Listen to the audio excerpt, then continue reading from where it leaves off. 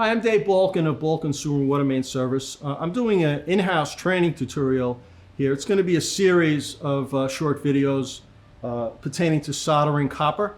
And I thought I'd share with you folks out there as well. Maybe, I can share some information that you would find helpful. So I have an 1.5 inch piece of copper here. I am going to take a white paint marker, which shows up easily and it's permanent, so you don't have to worry about your mark wearing off or being hard to see. And I am just going to choose a spot 18 inches. I'm going to cut a piece of copper, 1.5 inch copper tubing, 18 inches.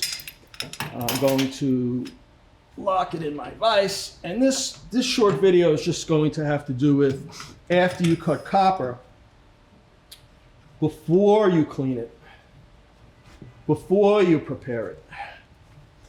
Incidentally, a good rule of thumb, when you tighten, don't under tighten, don't over tighten. If you tighten your cutter, usually half turn is fine. And it cuts really easily. Copper's a soft material. I'm going to throw this in my scrap pail. Here's the thing. First of all, you want to make sure that you choose a piece of copper tubing that is round. Now that may sound silly. This happens to be a round piece of copper where when I clean this fitting, clean the tubing, this fitting will go on. This looks identical. This is out of round. It's brand new. It's out of round. This fitting will not go on. Okay? So what I want to show you is every time you cut copper, it has a burr inside and it has a burr outside.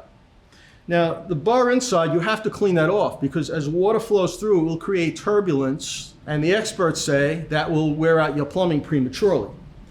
So what you do is, this is an extremely sharp instrument. It looks kind of innocuous, but it's extremely sharp. Don't be touching it to your fingers. What you do is you hold it as the same angle as the pipe, and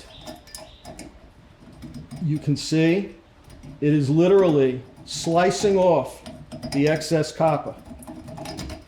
That's how sharp this is. That is cleaning off the burr.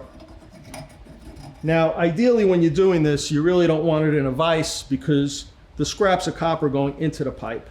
So it would be better if you held it down that the scraps of pipe went right out. And you usually want a pail or a drop cloth in your house or somebody else's house. You don't want to leave a mess. Now, the other thing is you want to take the burr off the outside of the pipe. Most folks use a file. That's kind of a lot of work to file around a pipe, especially if you're using a whole bunch of pipes, tubing that you're gonna be cleaning. We came across this tool, which I'll put in the description of the video. It's pretty cool, it's pretty unique, and it requires very little effort. All you do is you place it on the outside of the pipe. Again, this stone is very sharp, and as you go around the pipe, if you can see that, I have to get on this angle because I'm a backwards lefty, it is taking the burr off the pipe. No filing, no hard physical work. If you can see that,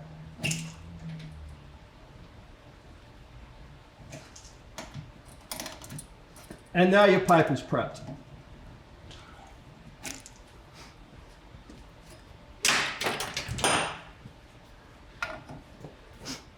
And the fitting will go on.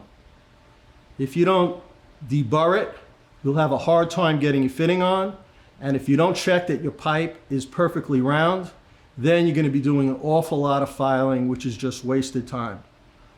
I hope that helps you out there.